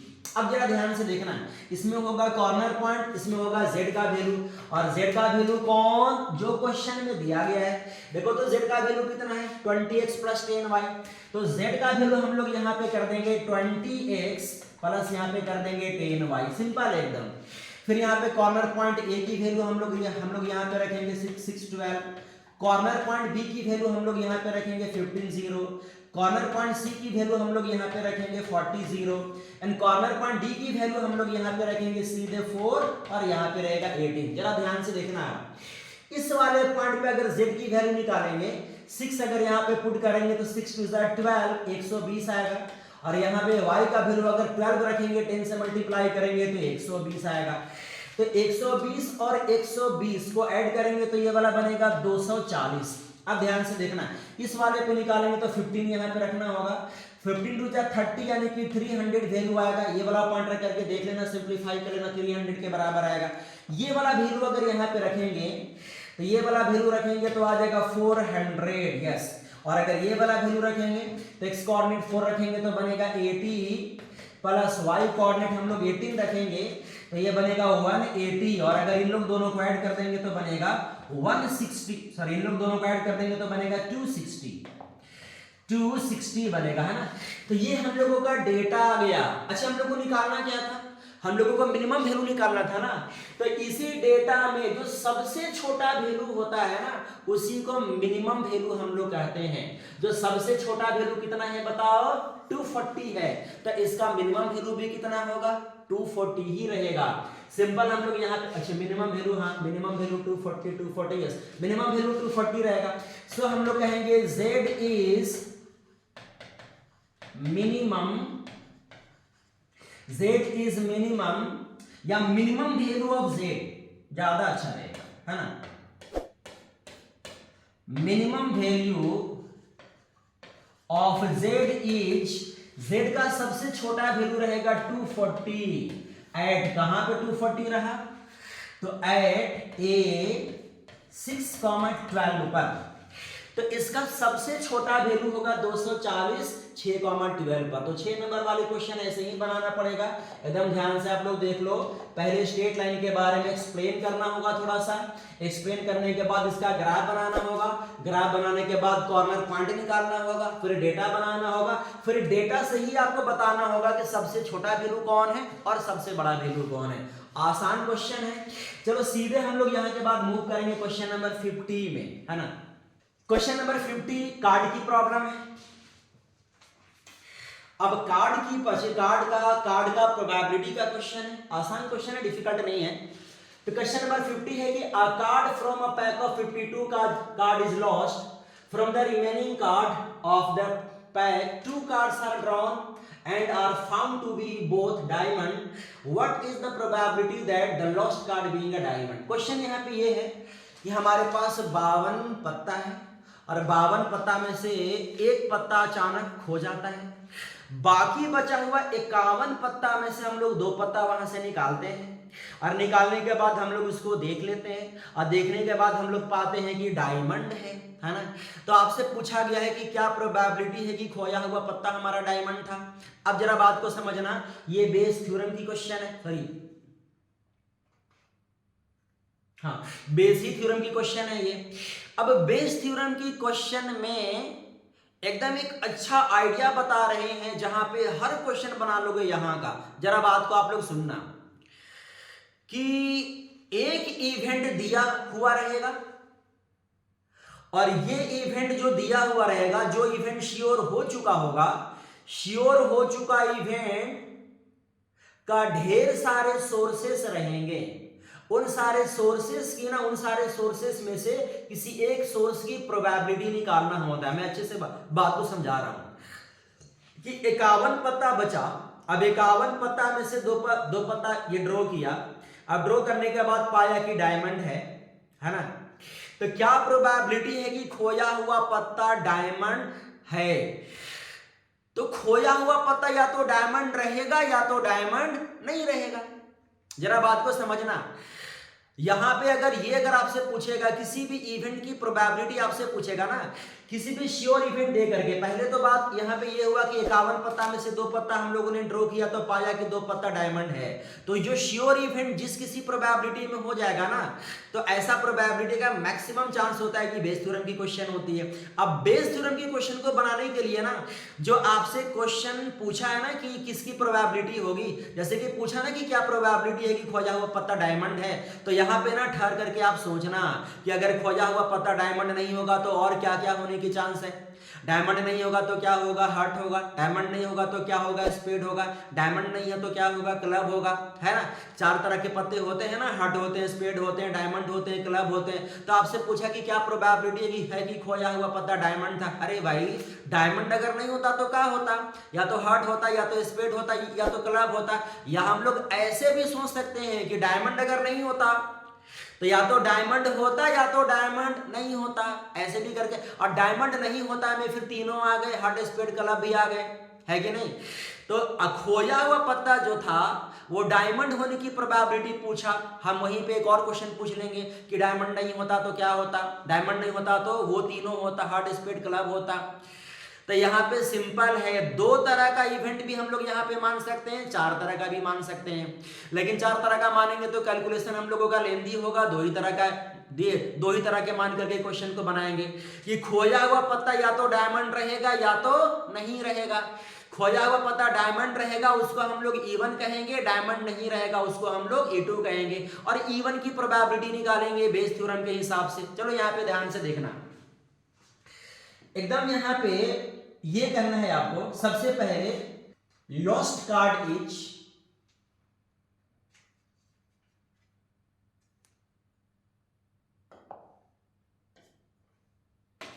ये काम कर लेना आप लोग। देखना आप लोग को पहले यहां पे सपोज करना है, मानना है कि let E1 be the event that the lost card is diamond. फिर कह देना है कि let E2 be the event that lost card is not diamond. E1 क्या है कि खोया हुआ पत्ता डायमंड होगा, उसको हम लोगों ने E1 कह दिया, और खोया हुआ पत्ता डायमंड नहीं होगा उसको हम लोगों ने E2 कह दिया। इस बात को याद रखना आप लोग। अब जरा ध्यान से देखना, इसके बाद सीधे निकालना आप लोग प्रोबेबिलिटी ऑफ E1, इसके बाद निकालना प्रोबेबिलिटी ऑफ E2। तो खोया हुआ पत्ता हमारे पास कितना था, एक ही था ना, और एक खोया हुआ पत्ता डायमंड होने की प्रोबेबिलिटी क्या होगा, डायमंड हमारे पास टोटल 13 होते हैं, कितना में से, 52 में से। तो 52 में से 13 पत्ता डायमंड होगा, तो एक पत्ता को डायमंड होने का प्रोबेबिलिटी 13/52 होगा। इसको सिंप्लीफाई करेंगे तो 1/4 के बराबर होगा। एंड प्रोबेबिलिटी ऑफ E2 का मतलब डायमंड नहीं होने की प्रोबेबिलिटी, तो डायमंड होने की प्रोबेबिलिटी 1/4 होगा, तो डायमंड नहीं होने की प्रोबेबिलिटी 1 - 1/4 हो जाएगा। सिंप्लीफाई करोगे तो 3/4 के बराबर आ जाएगा। अब जरा ध्यान से देखना, अगर इवेंट 2 रहेगा तो प्रोबेबिलिटी हम लोग यहाँ पे 4 निकालेंगे। एक यहाँ पे निकालेंगे probability of A when E1 और एक निकालेंगे probability of A when E2। जरा बात को यहाँ पे मेन समझना आप लोग। A वेन E1 का देखो मतलब क्या हुआ, 3 चीज यहाँ पे मानना है, जो श्योर इवेंट हो चुका होगा उसको भी मानेंगे, और जो प्रोबेबिलिटी आने की चांसेस है उसको हम लोग E1, E2, E3 के फॉर्म में मानेंगे। देखिए यहाँ पे बोला गया कि बचा हुआ 51 पत्ता में से 2 पत्ता को ड्रॉ किया गया तो पाया कि डायमंड है। तो जो इवेंट श्योर हो चुका होगा ना उसको हमेशा हम लोग A कहेंगे। इस वाले क्वेश्चन में कहेंगे कि let A be the event that the 2 cards are diamond, 2 drawn cards are diamond। जो पत्ता हम लोगों ने ड्रॉ किया ना वो पत्ता हम लोगों का डायमंड है, उसको हम लोगों ने A कह दिया। तो अगर A का प्रोबेबिलिटी निकालना है तो इसका मतलब किसका प्रोबेबिलिटी निकालना है, डायमंड आने की प्रोबेबिलिटी निकालना है। यहां भी डायमंड आने की ही प्रोबेबिलिटी आपको निकालना है, लेकिन दोनों अलग अलग कंडीशन में निकालना है। यहां पे डायमंड आने की प्रोबेबिलिटी निकालना है under the condition E1। E1 का मतलब क्या कि खोया हुआ पत्ता डायमंड है तब, है ना। बाकी बचा हुआ 51 पत्ता में से 2 पत्ता निकालेंगे तो डायमंड होने की प्रोबेबिलिटी हम लोगों को निकालना है जब खोया हुआ पत्ता डायमंड रहेगा तब। फिर यहां भी बाकी बचा हुआ 51 पत्ता में से 2 पत्ता को डायमंड होने की प्रोबेबिलिटी हमको निकालना है जब E2, जब खोया हुआ पत्ता डायमंड नहीं रहेगा तब। अब जरा बात को यहां पे समझना कि अगर खोया हुआ पत्ता डायमंड है तो बाकी बचा हुआ 51 पत्ता में से 2 पत्ता को डायमंड होने की प्रोबेबिलिटी देखो क्या होगा। अगर खोया हुआ पत्ता डायमंड है तो टोटल हमारे पास 51 कार्ड है, और 51 कार्ड में से डायमंड हमारे पास 12 ही है क्योंकि खोया हुआ पत्ता डायमंड है। अब यहां से अगर 2 कार्ड हम लोग निकालेंगे तो 2 डायमंड कार्ड होने की प्रोबेबिलिटी हो जाएगा 12C2। हमारे पास डायमंड कार्ड यहाँ पे 12 है ना, तो 12 डायमंड कार्ड में से 2 डायमंड कार्ड आने का जो वे होगा वो 15C2 के बराबर होगा। तो ये हो गया नंबर ऑफ इवेंट, ये हो गया हमारा डिजायर इवेंट कि वही 52 कार्ड में से 12 कार्ड हमारे पास डायमंड है, तो वो 2 डायमंड कार्ड इतने तरीके से आ सकते हैं, इतने तरीके से सेलेक्ट किए जा सकते हैं। है कि नहीं। तो ये हो गया हमारे पास नंबर ऑफ इवेंट। अब इसी का हम लोग निकाल देंगे number of sample space. Number of sample space में हमारा डिजायर से कोई मतलब नहीं होगा। 51 पता में से 2 पता को कितने तरीके से हम लोग सेलेक्ट कर सकते हैं, वही होगा नंबर ऑफ सैंपल स्पेस। तो नंबर ऑफ सैंपल स्पेस हो जाएगा 51C सिंपल यहाँ पे 2। इसी तरह से इसकी वैल्यू निकालेंगे A1 E2 की वैल्यू। 2 कार्ड डायमंड होने की प्रोबेबिलिटी हम लोग निकालेंगे अंडर द कंडीशन E2 का मतलब डायमंड कार्ड नहीं खोया है तब। तो डायमंड कार्ड अगर नहीं खोया है तो डायमंड कार्ड हमारे पास टोटल तो पता है 51 ही है, लेकिन खोया हुआ पता अगर डायमंड नहीं है तो डायमंड कार्ड हमारे पास 13 ही है। अब 13 डायमंड कार्ड में से 2 कार्ड का सिलेक्शन हमारा ये होगा जो डिजायर है, और टोटल सिलेक्शन हमारा 51C2 से करेंगे, ये हमारा सैंपल स्पेस के बराबर होगा। तो A1 E2 का वैल्यू इसके बराबर होगा और A1 E1 का वैल्यू इसके बराबर होगा। अब हमसे क्वेश्चन किया गया है कि क्या प्रोबेबिलिटी है कि खोया हुआ पत्ता डायमंड है ना। बचा हुआ 51 पत्ता में से 2 पत्ता हम लोगों ने निकाला तो पाया कि डायमंड है। तो क्या प्रोबेबिलिटी है कि खोया हुआ पत्ता डायमंड है, और खोया हुआ पत्ता डायमंड होने को इवेंट को हम लोगों ने E1 कहा है। तो इसका मतलब E1 की प्रोबेबिलिटी हम लोगों को निकालना है। अब जरा देखना E1 की प्रोबेबिलिटी अंडर द कंडीशन ए निकालने का देखो तरीका क्या होता है। हम लोगों को मेन निकालना है probability of E1 under the condition A. Bayes theorem का कॉन्सेप्ट आप लोगों को हल्का फुल्का पता होगा ही, इसलिए बहुत ज्यादा डेप्थ में थ्योरी के साथ हम नहीं बता रहे, बस खाली सॉल्यूशन करके दिखा दे रहे हैं। तो प्रोबेबिलिटी ऑफ E1 व्हेन ए का फार्मूला इसका बनाने का तरीका होता है कि ऊपर वाले इवेंट की प्रोबेबिलिटी से हम लोग मल्टीप्लाई करेंगे और इनटू यहां पे कर देंगे प्रोबेबिलिटी ऑफ इस इवेंट का रेसिप्रोकल हम लोग कर देंगे, ए कर देंगे ऊपर और E1 हम लोग कर देंगे नीचे। डिनोमिनेटर में कर देंगे प्रोबेबिलिटी ऑफ E1 और एक साथ में और कर देंगे प्रोबेबिलिटी ऑफ यहाँ पे E2 भी कर देंगे। अगर E3 होता तो वो भी हम लोग एडिशन के फॉर्म में लिखते हैं, बेस थ्योरम में फार्मूला ऐसे ही बनते हैं। फिर इसको इनटू कर देंगे probability of A when E1 से, अगर यहाँ पे E1 रहा तो यहाँ पे E2 है तो इसको इनटू कर देंगे probability of A when simple E2 से। अब खाली यहाँ पे वैल्यू रख करके सिंपलीफाई कर देंगे, वही हम लोग का आंसर होगा। ध्यान से देखना प्रोबेबिलिटी ऑफ E1 का वैल्यू आया है 1/4 और पर ये probability of A when E1 का वैल्यू देखो इसके बराबर आया है। A व्हेन E1 का वैल्यू 12C2, तो इसका वैल्यू आया है 12C2, डिनोमिनेटर में आया है 51C2 के बराबर। डिनोमिनेटर में यहाँ भी कर देंगे 1/4 और इसका वैल्यू कर देंगे 12C2 और नीचे कर देंगे 51C2 के बराबर। इसका वैल्यू निकला है 3/4 और इसका वैल्यू हम लोगों ने निकाल लिया है 13C2, डिनोमिनेटर में है 51C2 के बराबर। बस खाली इसको सिंपलीफाई करना है, सिंपलीफिकेशन भी आसानी से हो जाता है, देख लेना इधर। तो ये हो जाएगा 1/4। NCR की फार्मूला पे ब्रेक करेंगे तो factorial n bye factorial r into factorial n minus r करेंगे। 12 - 2 करेंगे तो यहाँ पे फैक्टोरियल 10 के बराबर आ जाएगा। अब जरा आ जाओ नीचे, तो ये वाला भी 1/4 है, फिर ये वाला भी बनेगा फैक्टोरियल 12, नीचे हो जाएगा फैक्टोरियल 2, डिनोमिनेटर में हो जाएगा माइनस करेंगे तो आ जाएगा फैक्टोरियल 12 - 2 करेंगे तो 10 हो जाएगा। फिर डिनोमिनेटर से डिनोमिनेटर में हम लोगों ने ऊपर भी छोड़ दिया है ना, एक कैलकुलेशन मिस हो रहा है, एक कैलकुलेशन यहाँ पे मिस हो रहा है, ढंग से इसको कर लो। ऊपर की कैलकुलेशन होगा फैक्टोरियल 12 बाय नीचे हो जाएगा फैक्टोरियल 2 इंटू होगा फैक्टोरियल n माइनस r करेंगे तो 10 आएगा। अब डिनोमिनेटर का भी तो इसको भी तो सिंपलीफाई करेंगे, ये बनेगा फैक्टोरियल 51, डिनोमिनेटर में रहेगा नीचे फैक्टोरियल r यानी कि फैक्टोरियल 2 और फैक्टोरियल n माइनस r करेंगे तो 51 - 2 करेंगे फैक्टोरियल 49 हो जाएगा। अब वही काम कर लो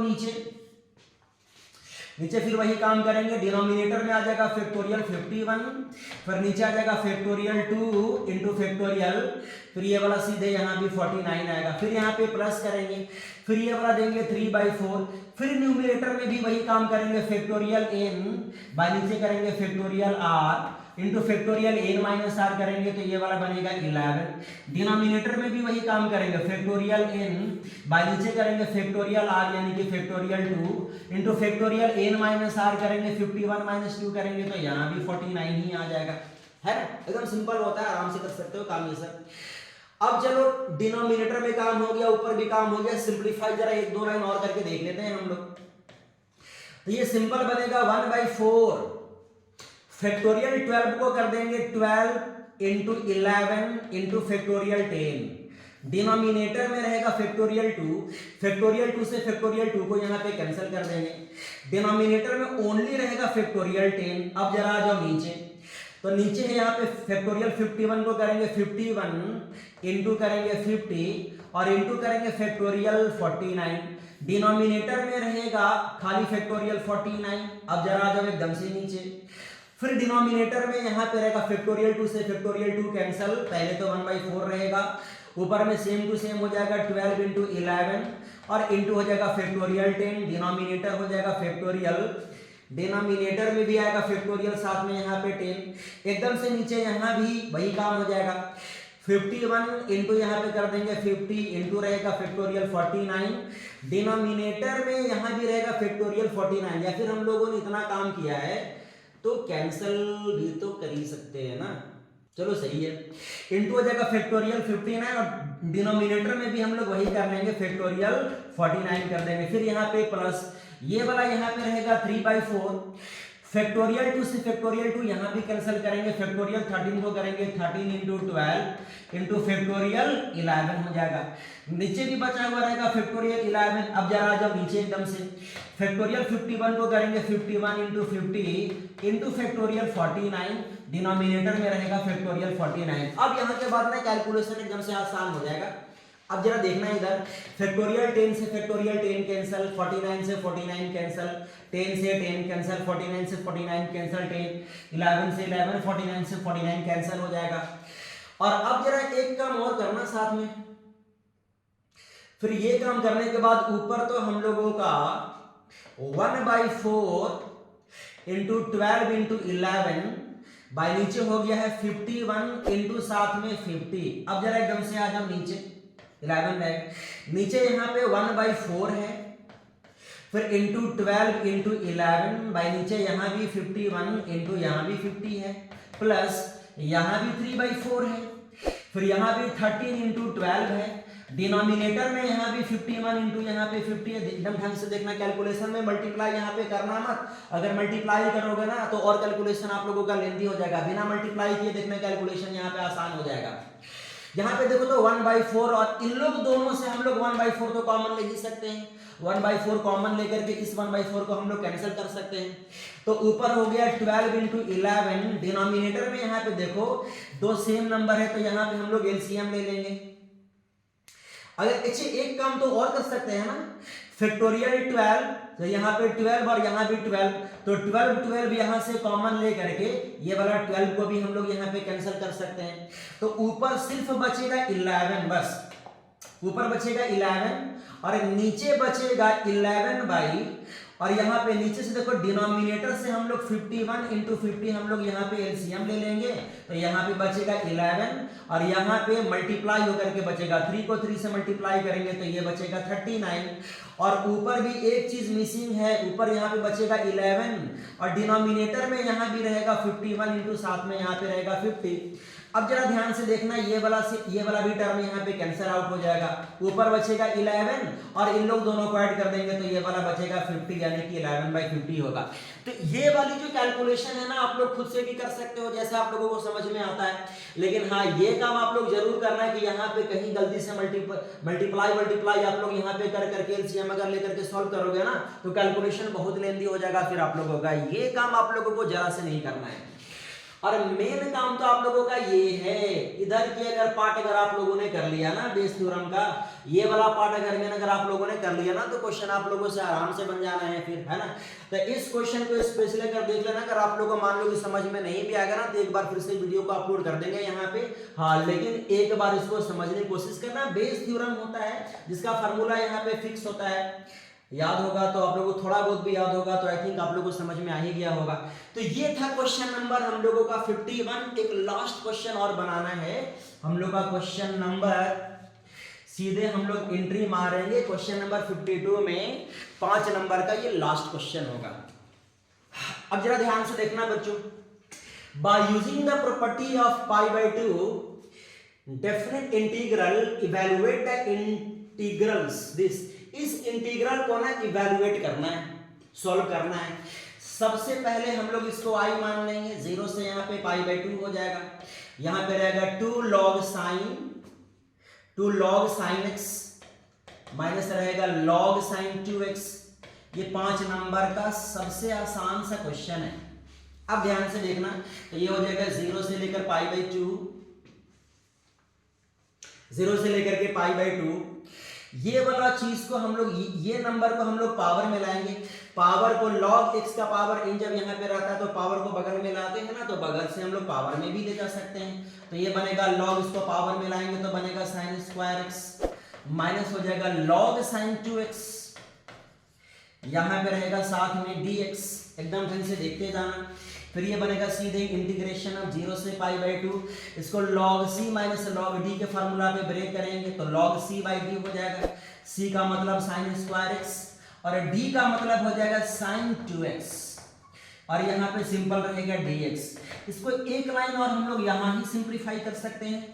तो ये वाला बनेगा i equal to integration of 0 से सिंपली यहाँ पे पाई बाई 2 और यहाँ पे कर देंगे हम लोग log, ये रहेगा sin स्क्वायर x, डिनोमिनेटर में हम लोग यूज करेंगे sin 2 थीटा की फार्मूला और sin 2 थीटा की फार्मूला हो जाएगा 2 sin theta into cos theta और यहाँ पे कर देंगे dx। फिर ये बनेगा इंटीग्रेशन ऑफ 0 से लेकर पाई बाई 2, फिर sin x से एक sin x हम लोग यहाँ पे कैंसिल कर देंगे। फिर ये बनेगा log sin बाई cos को हम लोग यहाँ पे tan x कर सकते हैं और डिनोमिनेटर में ये वाला 2 रहेगा, यहाँ पे रहेगा dx। तो ये हम लोगों का i है ना। i को एक बार हम लोग नेक्स्ट पेज में फिर से लिख लेते हैं। i equal to integration of 0 से लेकर के पाई बाई 2 और यहाँ पे है log tan x बाई नीचे यहाँ पे 2 और ये हम लोगों का dx है।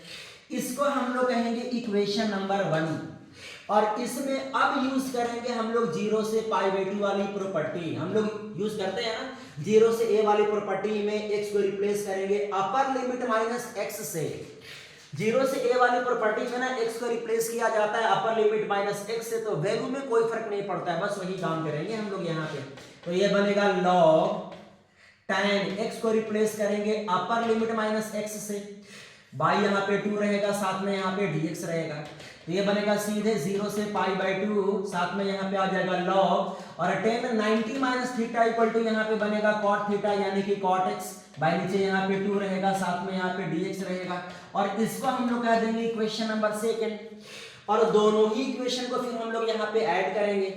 सिंपल हम लोग यहाँ पे कर देंगे फर्स्ट प्लस सेकंड करेंगे तो लेफ्ट हैंड साइड का एडिशन i प्लस i यहाँ पे 2i हो जाएगा और इन लोगों का एडिशन क्योंकि लोअर लिमिट अपर लिमिट दोनों का सेम है तो इंटीग्रेशन दो देने की जरूरत नहीं है, दोनों फंक्शन को खाली यहाँ पे ऐड कर देंगे बस। तो एक फंक्शन है log tan x by 2 plus एक फंक्शन है log cot x बाई 2, दोनों को ऐड कर देंगे, बाहर यहाँ पे dx रहेगा। बस खाली ध्यान से देखते जाना। तो ये रहेगा 0 से लेकर के पाई बाई 2, अगेन हो गया log c plus log d और log c plus log d का formula log c into d होगा यानी कि tan x बाई 2 इंटू यहाँ पे कर लेंगे cot x बाई 2, इन लोग दोनों को c इंटू d के फार्मूला पे हम लोग ब्रेक करेंगे। तो अब ये हो जाएगा इंटीग्रेशन ऑफ 0 से लेकर के पाई बाई 2, यहाँ पे कर देंगे log tan theta into cot theta का वैल्यू तो 1 के बराबर होता है, ये वाला 1 हो गया, नीचे मल्टीप्लाई करेंगे तो 4 आएगा यानी कि 1/4 हो जाएगा और यहाँ पे रहेगा खाली dx और 1/4 क्योंकि कांस्टेंट है तो इसको इंटीग्रेशन के हम लोग बाहर कर देंगे। तो log 1/4 को हम लोग बाहर कर देंगे, अंदर बचेगा इंटीग्रेशन ऑफ 0 से पाई बाई 2 खाली यहाँ पे dx। एकदम ध्यान से देखते जाना। तो ये साथ में आ जाएगा log 1/4 को हम लोग 4 का पावर -1 भी कर सकते हैं और dx का इंटीग्रेशन यहाँ पे x हो जाएगा, लोअर लिमिट 0 अपर लिमिट यहाँ पे पाई बाई 2 रहेगा। फिर यहाँ पे देखो पावर को हम लोग यहाँ से लाएंगे नीचे तो माइनस यहाँ पे log 4 होगा और इस 4 को भी हम लोग 2 का पावर 2 कर सकते हैं। तो अब ध्यान से देखना, अब हम लोग यहाँ पे करेंगे upper limit minus lower limit यानी कि पाई बाई 2 माइनस हम लोग यहाँ पे 0 कर लेंगे। ध्यान से देखना, अब इस पावर को भी लेते आएंगे नीचे तो -2 इंटू यहाँ पे साथ में log 2 हो जाएगा और ये वाला तो साथ में मल्टीप्लाइड है ही है पाई बाई 2। एक काम और करेंगे, ये वाला 2 से 2 हम लोग यहाँ पे कैंसिल करेंगे तो बनेगा -पाई log 2। ये किसका वैल्यू आया तो -पाई log 2 2i का वैल्यू आया है। तो हम लोग यहाँ कर देंगे सिंपली यहाँ पे कर देंगे 2i यानी कि आई का वैल्यू 2 से हम लोग यहाँ पे डिवाइड कर देंगे तो -π/2 log 2 आएगा। आई का मतलब इंटीग्रेशन की वैल्यू, यही हम लोगों का मेन आंसर होगा, है ना।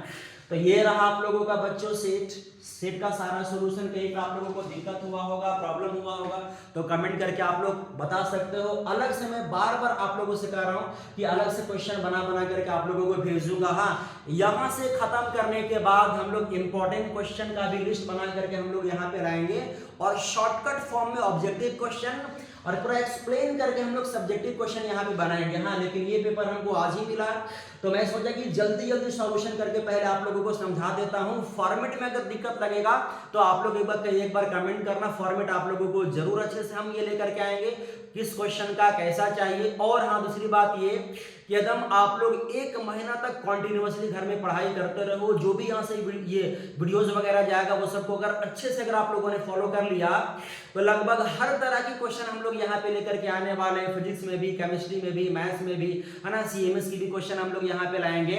तो इसके लिए एक काम जरूर से जरूर अगर आप लोग कर लोगे तो ये काम हम आप लोगों तक पहुंचा सकते हैं अगर आप लोगों ने चैनल को सब्सक्राइब कर लिया तो, है ना।